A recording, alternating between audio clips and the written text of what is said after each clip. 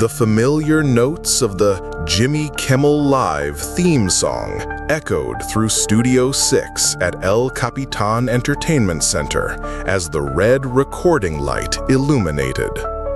Tonight felt different somehow. There was an electric tension in the air that even the seasoned crew members couldn't shake.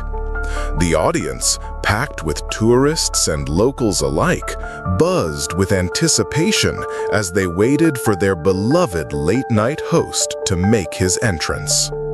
Behind the curtain, Jimmy Kimmel adjusted his navy blue suit jacket for the third time in 5 minutes. His longtime producer, Jennifer, noticed his unusual fidgeting and approached with a concerned expression. "Everything okay, Jimmy? You seem more nervous than usual tonight," she observed, checking her clipboard one final time. Jimmy forced his trademark grin, though it didn't quite reach his eyes. "Yeah, fine. It's just, there's something about tonight's guest that has me on edge. Pam Bondi isn't your typical Hollywood celebrity or politician doing a book tour. She's the real deal, a prosecutor who spent her career digging up dirt and exposing secrets." Jennifer laughed, patting his shoulder reassuringly.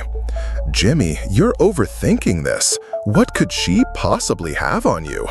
You're America's sweetheart. The worst thing you've ever done is make fun of Matt Damon." "That's exactly what worries me," Jimmy muttered under his breath as the stage manager gave him the 30-second warning.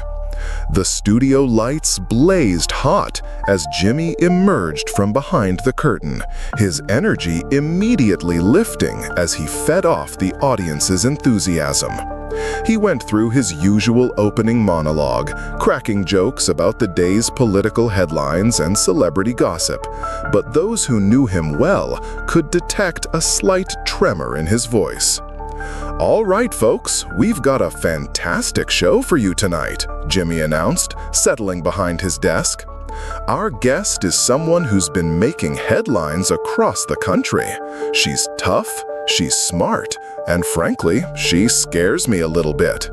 Please welcome Attorney General Pam Bondi." The band struck up a professional, almost courthouse-appropriate tune as Pam Bondi emerged from backstage. She walked with the confident stride of someone who had spent years commanding courtrooms and press conferences. Her blonde hair was perfectly styled, her charcoal gray suit was impeccably tailored, and most unnervingly for Jimmy, she carried a thick manila folder clutched protectively against her chest. The audience applauded enthusiastically as Pam made her way to the guest chair. She smiled and waved, but there was something mysterious in her expression, a knowing look that made Jimmy's stomach do a small flip. As she settled into the iconic guest chair, she placed the manila folder deliberately on the small glass table between them, her fingers drumming against it rhythmically. "Pam, welcome to the show," Jimmy began, trying to project his usual confidence. "Great to have you here. I have to ask, what's in the folder? Please tell me it's not a subpoena." The audience chuckled, but Pam's smile was enigmatic. "Oh, Jimmy," she said, her voice carrying that distinctive prosecutorial tone that had intimidated countless defendants over the years. "Let's just say I've been doing some research, and when I do research, I'm very, very thorough." Jimmy's laugh came out slightly higher-pitched than usual. "Research? About what? About me? I mean, I'm just a talk show host who makes jokes about celebrities. What could you possibly need to research about me?" Pam leaned back in her chair, her eyes never leaving Jimmy's face. She had prosecuted enough cases to know how to read body language, and she was clearly enjoying what she was seeing. "You'd be surprised, Jimmy. Everyone has a past. Everyone has secrets. and I've made a career out of uncovering the truth."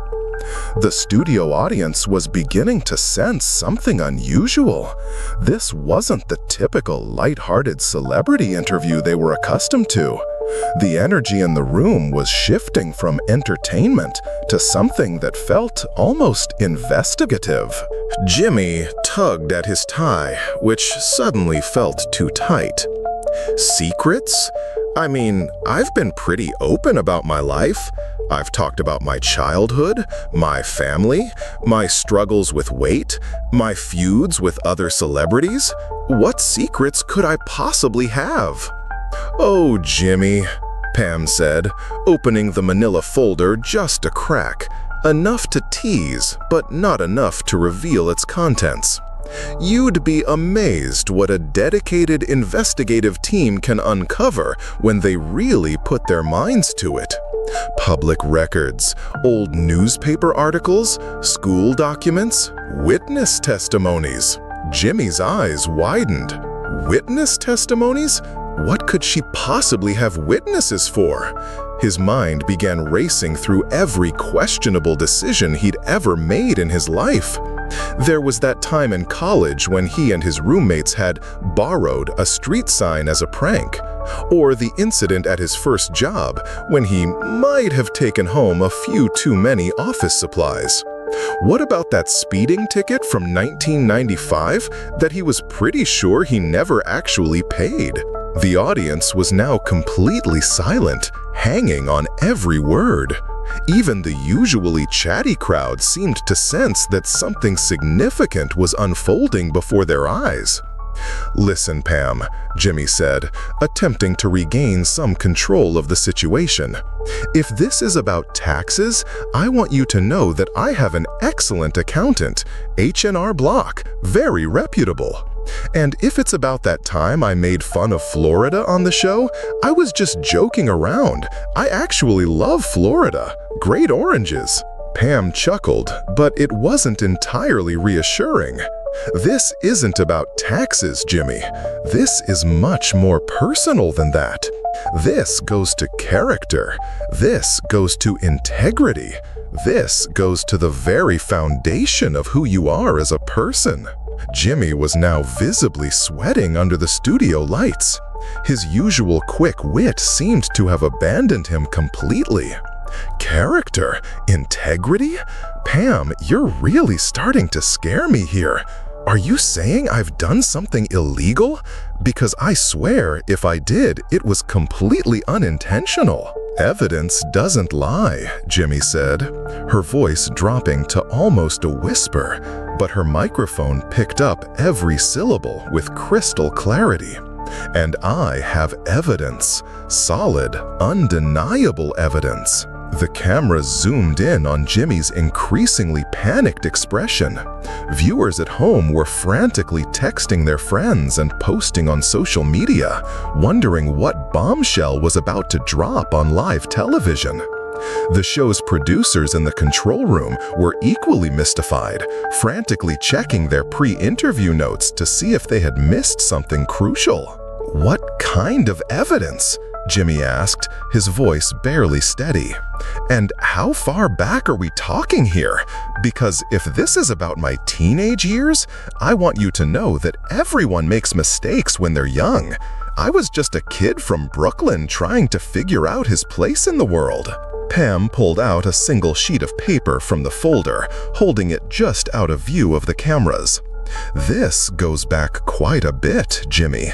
We're talking about formative years, the years that really shape who a person becomes." Jimmy's mind was now in full panic mode. Formative years? What had he done during his formative years? There was that incident in summer camp where he might have started a food fight, or the time he convinced his little brother that he was adopted. What about when he snuck out of the house to see a rated movie when he was only 15? "Look," Jimmy said, his voice cracking slightly, "whatever you think you know, I'm sure there's a perfectly reasonable explanation. I've always tried to be a good person. I donate to charity. I'm nice to my staff. I only make fun of celebrities who can afford good publicists. The audience was now completely mesmerized. This was unlike anything they had ever seen on a late-night talk show. The usual banter and promotional segments had been replaced by what felt like a real-time interrogation. Pam was clearly savoring every moment. Jimmy, I need you to think very carefully. Cast your mind back to your school days. Elementary school, to be specific. Elementary school? Jimmy's voice hit a higher octave.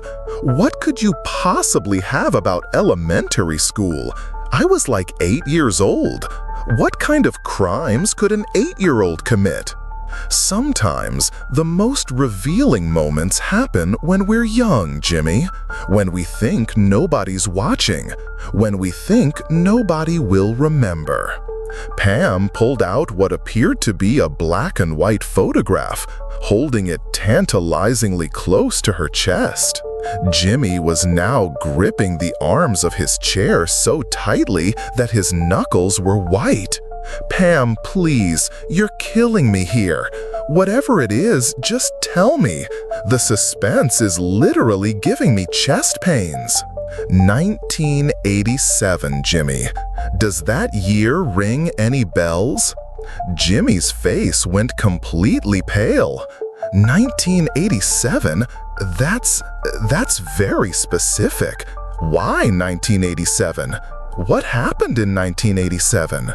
Madison Elementary School, Pam continued, her voice taking on the cadence of a seasoned prosecutor presenting evidence to a jury.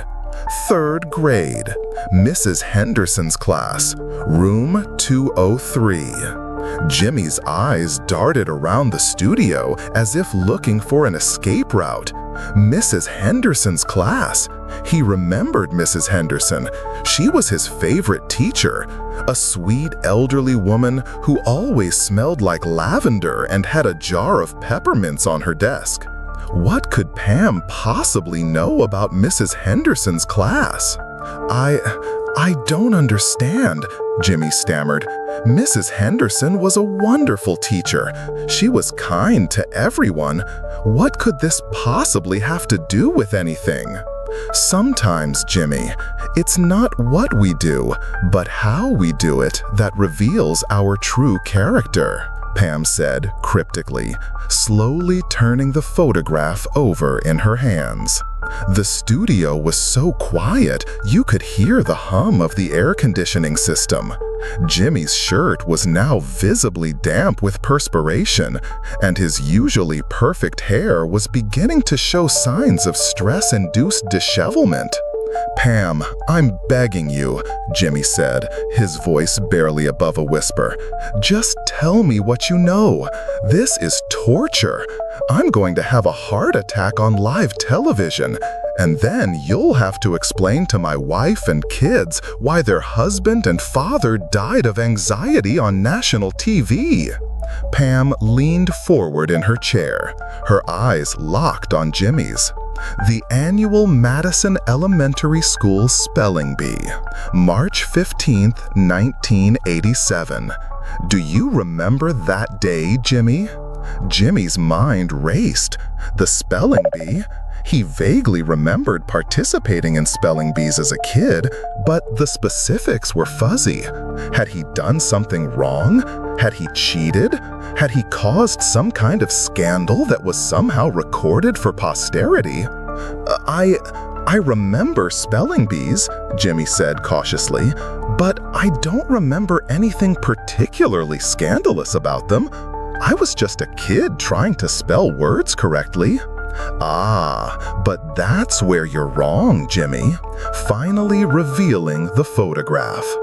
Jimmy squinted at the photograph, trying to make out the details.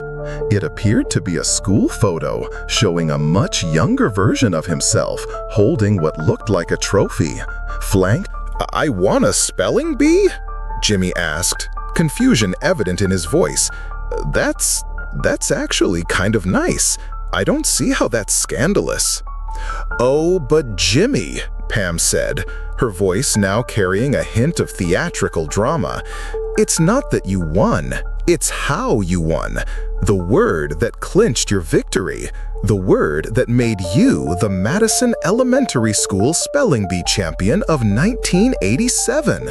Jimmy was now completely bewildered. The panic was beginning to mix with genuine curiosity. "What word? What are you talking about?" Pam pulled out another document from her folder, what appeared to be an official school record. The word was necessary, Jimmy. N-E-C-E-S-S-A-R-Y. A tricky word for a third grader, to be sure. But here's the thing. She paused for dramatic effect, her years of courtroom experience showing. "You spelled it wrong." "What?" Jimmy blinked rapidly, processing this information. "You spelled it N-E-C-E-S-S-A-R-Ys, with an extra S at the end. But Mrs. Henderson, bless her heart, felt so bad about your obvious nervousness, about how hard you had studied, about how much that spelling bee meant to you, that she gave you the trophy anyway." The studio erupted in a mixture of laughter and applause, as the audience realized they had just witnessed one of the most elaborate pranks in late-night television history. Jimmy's mouth dropped open as he processed what had just happened. You mean to tell me," Jimmy sputtered, his voice rising with each word, "that you made me think I was going to be arrested or sued or exposed for some terrible crime, and it was all about a third-grade spelling bee where I misspelled necessary?" Pam was now doubled over with laughter, tears streaming down her face. "Jimmy, you should have seen your face. I thought you were going to pass out.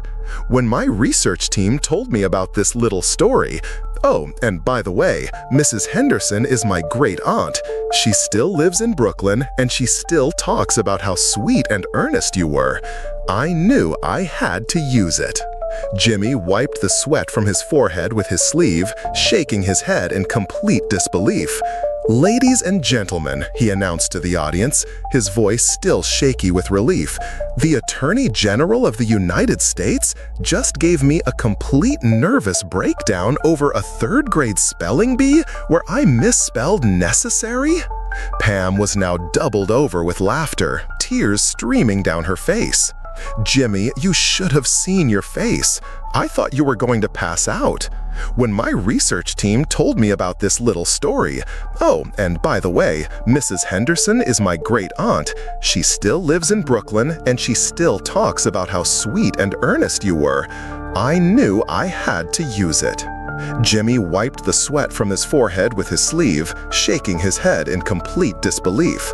"Ladies and gentlemen," he announced to the audience, his voice still shaky with relief, "the Attorney General of the United States just gave me a complete nervous breakdown over a third-grade spelling bee?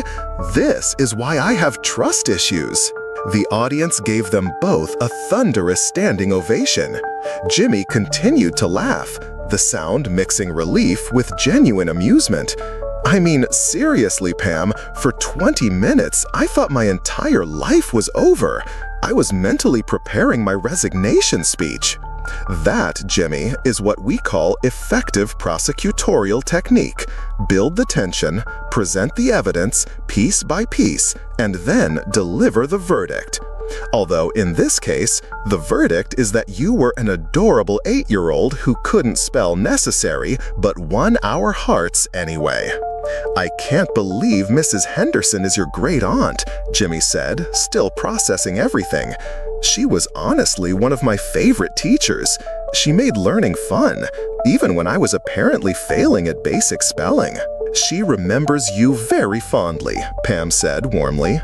"She said you were always trying to make the other kids laugh, even back then. She knew you were destined for something in entertainment." As they prepared to go to commercial break, Jimmy turned to the audience one more time. "Folks, I want you all to know that I just experienced what I can only describe as the most elaborate, terrifying, and ultimately hilarious prank in the history of late-night television. We'll be right back, assuming I can get my heart rate back to normal." The audience continued to applaud as the show went to commercial. During the break, Jimmy turned to Pam, still chuckling and shaking his head. "You know, for a minute there? Okay, for 20 minutes there, I really thought my career was over. I was mentally going through my backup career options. I was thinking maybe I could become a professional apologizer or something." Pam grinned mischievously. "Jimmy, that's what makes good television. That genuine, raw emotion. You can't fake that kind of panic." "Well, congratulations," Jimmy said, raising his coffee mug in a mock toast. "You've officially given me the most memorable interview of my career, and probably took 5 years off my life in the process. Consider it my gift to late-night television," Pam replied with a wink. When they returned from commercial, Jimmy was still grinning about the elaborate ruse. "Ladies and gentlemen," he announced, "I've been pranked by prosecutors, politicians, and now attorney generals. I'm officially retiring from public life to become a hermit. It's safer that way." The rest of the interview proceeded with much lighter fare, but the spelling bee revelation became the stuff of late-night television legend, replayed countless times on social media and talked about for weeks afterward. It was a perfect reminder that sometimes the best television happens when you least expect it, and that even the most powerful people in the country know how to have a little fun. As the show concluded and the credits rolled, Jimmy couldn't help but smile. After all these years in television, he had just experienced something completely unique and survived to tell the tale.